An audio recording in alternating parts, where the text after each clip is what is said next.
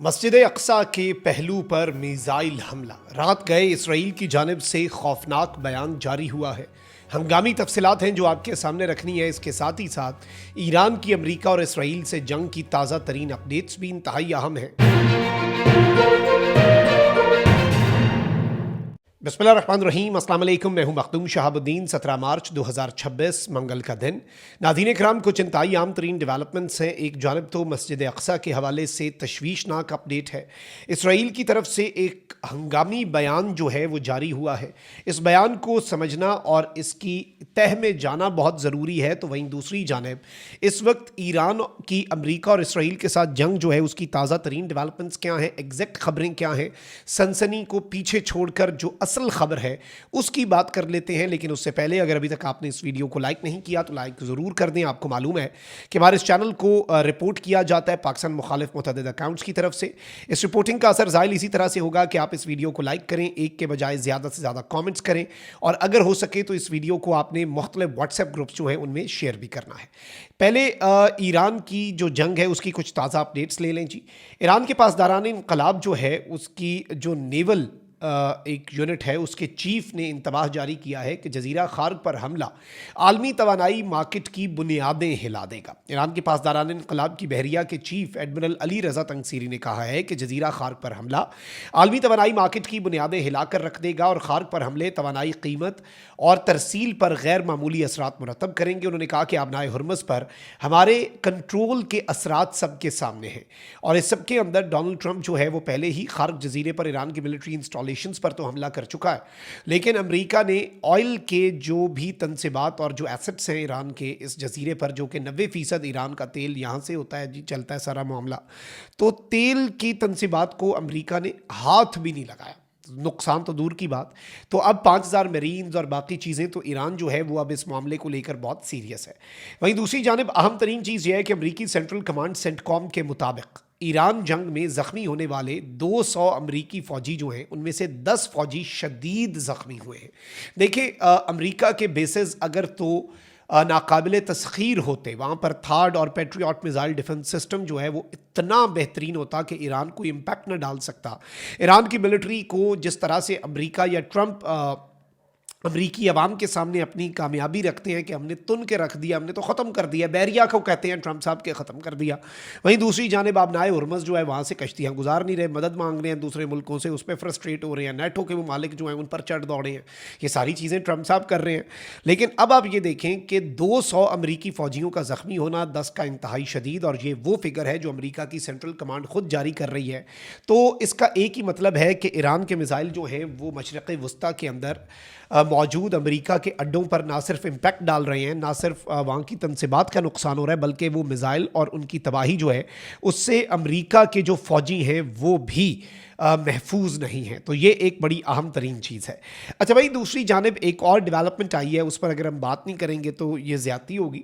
अमरीकी मीडिया ने दावा किया है कि ईरान और अमरीका हालिया दिनों में बराह रास्त राब्ते में रहे। ये अब अमरीकी मीडिया ने अचानक से क्लेम किया और ये कहते हैं कि अब्बास इराक़ची और ट्रंप के नुमाइंदा खुसूसी विटकॉफ के दरमियान बराह रास्त राब्ते का चैनल दोबारा फाल किया गया। वाज़ेह नहीं कि इराक़ची और विटकॉफ के दरमियान पैगामात कितने अहम हैं।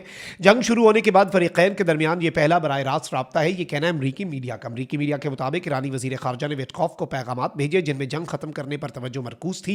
अमरीकी नुमाइंदा खुसूसी विटकॉफ ने ईरानी वज़ीर ख़ारजा को पैगामात भेजे और ईरानी हुक्काम का हवाला दिया जिन्होंने दावा किया कि इराक़ची विटकॉफ के पैगामात को नज़रअंदाज कर रहे हैं। लेकिन मैं आपको ये बता दूं कि इस पर अब्बास इराक़ची जो हैं उन्होंने वजाहत जारी कर दी। उन्होंने कहा कि ये फेक न्यूज़ है, ये गलत खबर है, इनके सोर्सेज गलत हैं और विटकॉफ से आखिरी राब्ता जंग शुरू होने से पहले हुआ था जब मुज़ाकरात हो रहे थे। और इस सब के अंदर इवन मैं आपको ये बता दूं कि अब डोनाल्ड ट्रंप जो है यूँ लग रहा है कि अंगूर खट्टे हैं या क्या मामला है। तो डोनाल्ड ट्रंप ने, चूंकि ईरान कहता है हमने बात करनी नहीं, हमने मुज़ाकरात करनी नहीं, हमने बातचीत की, हमें कोई तुक नज़र नहीं आती। ये तो अब्बास इराक़ची जो हैं वो भी ये स्टेटमेंट जो है ये जारी करते हैं और वो ये कह चुके हैं। लेकिन अब ट्रंप कहते हैं कि जी ईरान में मुज़ाकरात के काबिल तो कोई क़यादत ही मौजूद नहीं है। तो इसका मतलब सादा सा यही है कि ईरान जो है वो बात नहीं कर रहा और ट्रंप वैसे ही कह रहा है कि भाई इस वक्त क़यादत इस काबिल ही नहीं है। और अमरीकी सदर ने कहा है कि मेरे ख्याल में ईरान के नए सुप्रीम लीडर भी ज़िंदा नहीं है, लेकिन अमरीका को इस हवाले से कोई वाज़ेह स्टेटमेंट जो है वो अमरीका नहीं दे रहा। ईरान के नए सुप्रीम लीडर मुज्तबा ख़ामनेई जो हैं उनके हवाले से ट्रंप ने अलबत्ता ये बात कही कि मेरे ख्याल में, मेरे एस्टिमेट्स के मुताबिक वो ज़िंदा नहीं है। ये भी एक तशवीशनाक स्टेटमेंट तो है। अच्छा, वहीं दूसरी जानिब ईरान की जो वेव्स हैं, ऑपरेशन ट्रू प्रॉमिस 4 वादा सादिक 4 जो है उसकी मुतअद्दिद वेव्स ईरान की तरफ से जारी की जाती हैं, जिनमें मिसाइल और ड्रोन्स का बराज छोड़ा जाता है इसराइल की तरफ, अमेरिका के अड्डों की तरफ। ईरानी हमले के बाद दुबई इंटरनेशनल एयरपोर्ट के फ्यूल स्टोरेज एरिया में आग लगी है जी।